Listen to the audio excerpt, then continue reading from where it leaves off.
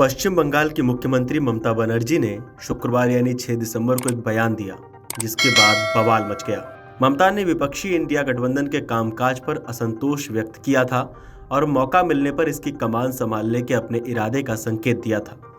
ममता के बयान के बाद सियासी गलियारों में हलचल तेज हो गई। जहां उद्धव ठाकरे वाली शिवसेना बात करने की बात कह रही है, वहीं भाजपा जमकर कांग्रेस पर निशाना साध रही है। उनका कहना है कि राहुल को हम नहीं बल्कि विपक्षी गठबंधन बालक बुद्धि कहता है। आइए जानते हैं कि किसने क्या कहा। तृणमूल कांग्रेस की प्रमुख के बयान पर उद्धव ठाकरे वाली शिवसेना के सांसद संजय राउत ने कहा कि हम ममता बनर्जी की इस राय को जानते हैं। हम सब ये भी चाहते हैं कि वो इंडिया गठबंधन की एक प्रमुख भागीदार बनी रहे, चाहे ममता बनर्जी हों, अरविंद केजरीवाल हों या शिवसेना यूबीटी।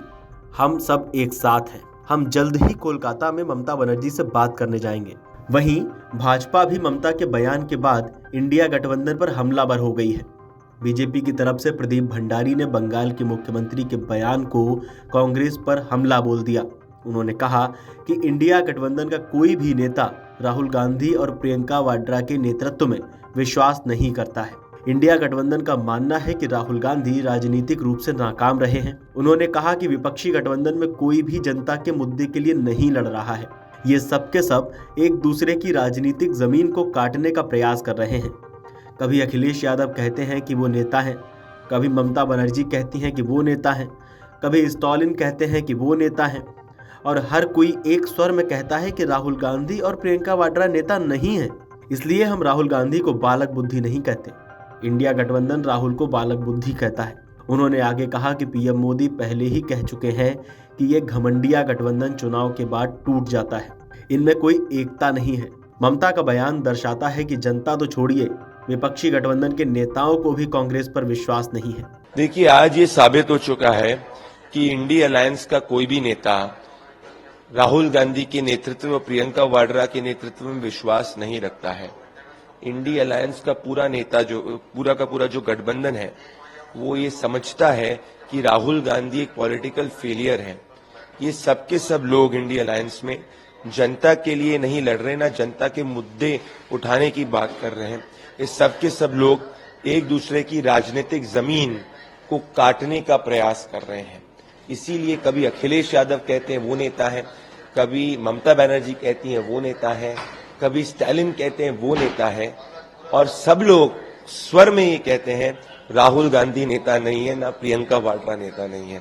इसीलिए हम राहुल गांधी को बालक बुद्धि नहीं कहते, इंडी अलायंस ही राहुल गांधी को बालक बुद्धि कहता है। आपको बता दें कि पश्चिम बंगाल की मुख्यमंत्री ममता बनर्जी ने 6 दिसंबर को कहा था कि वो बंगाल की मुख्यमंत्री के रूप में अपनी भूमिका जारी रखते हुए विपक्षी मोर्चे के नेतृत्व के साथ दोहरी जिम्मेदारी संभालने में सक्षम होंगी। उन्होंने एक बंगाली समाचार चैनल के साथ इंटरव्यू में कहा, मैंने इंडिया गठबंधन का गठन किया था। अब इसे प्रबंधित करना मोर्चे का नेतृत्व करने वालों पर निर्भर है। अगर वे नहीं कर सकते तो मैं क्या कर सकती हूँ। मैं बस यही कहूंगी कि सभी को साथ लेकर चलने की जरूरत है।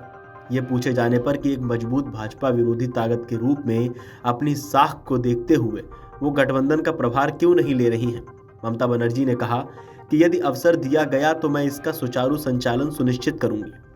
मैं बंगाल से बाहर नहीं जाना चाहती, लेकिन मैं इसे यहाँ से संचालित कर सकती हूँ।